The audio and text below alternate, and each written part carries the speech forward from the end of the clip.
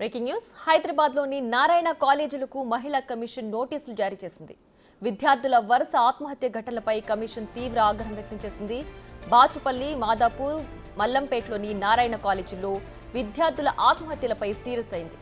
బాచుపల్లిలో అనూష, మాదాపూర్లో శివకుమార్ రెడ్డి, మల్లంపేటలో వైష్ణవి అనే ముగ్గురు విద్యార్థులు ఒకరి తర్వాత ఒకరు అతి తక్కువ వ్యవధిలోనే ఆత్మహత్య చేసుకున్నారు.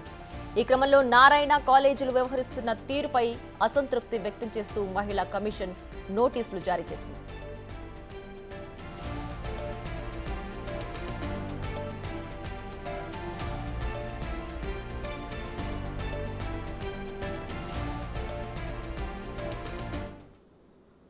మరింత సమాచారం మా ప్రతినిధి రాణా అందిస్తారు. రాణా, చెప్పండి, నారాయణ కాలేజీలకి మహిళా కమిషన్ నోటీసులు జారీ చేసింది కదా, అందులో ఏముంది? దీనికి సంబంధించి ఎలాంటి చర్యలు తీసుకునే అవకాశం ఉంది? ఇటీవల కాలంలో నారాయణ ఇన్స్టిట్యూట్ ఆఫ్ కాలేజెస్ వరుసగా ఆత్మహత్య సంబంధించిన సంఘటనలు జరుగుతున్నాయి. పైగా జరిగిపోయిన తర్వాత వాళ్ళు ఇంకా నిర్లక్ష్యంగానే వ్యవహరిస్తున్నారు. తర్వాత చర్యలు కూడా తీసుకోవటం లేదు. దాంతో పాటు ఈ విద్యార్థులు వేధించినటువంటి లెక్చరర్స్ పైన కూడా ఎటువంటి చర్యలు తీసుకోలేదు.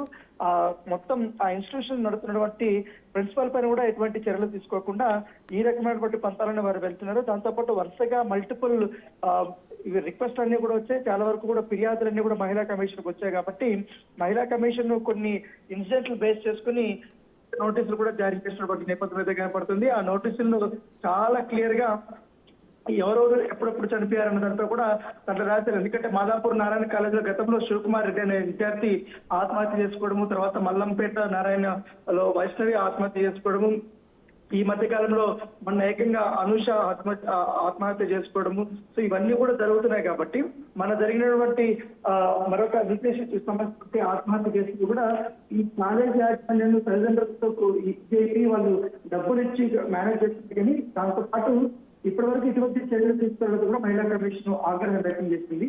సో ఇప్పటికే ఈ జరిగినటువంటి సంఘటన పైన నెక్స్ట్ తీసుకుపోయేటువంటి యాక్షన్స్ పైన కూడా ఖచ్చితంగా కూడా మీరు విచారణ ముందు హాజరు కావాలని కూడా మహిళా కమిషన్ నేరాల చాలా ఇవాళ ఆమె ట్విట్టర్ వేదిక నుంచి దాంతో పాటు ఈ ఇన్స్టిట్యూషన్స్ కూడా నోటీసులు కూడా జారీ చేశారు. మొత్తం చుట్టుగా వీళ్ళు విచారణకు హాజరు కావాలంటూ కూడా ఆమె ఆదేశించినటువంటి నేపథ్యంగా ఒకవేళ కానీ వారి నుంచి ఎటువంటి స్పందన లేకపోతే మాత్రం ఖచ్చితంగా నారాయణ విద్యా సంస్థలపైన తగు చర్యలు ఉంటాయి, కాలేజీలు కూడా సీజ్ చేస్తారన్నట్టు కూడా ఆమె హెచ్చరించినటువంటి నేపథ్యం కనబడుతుంది.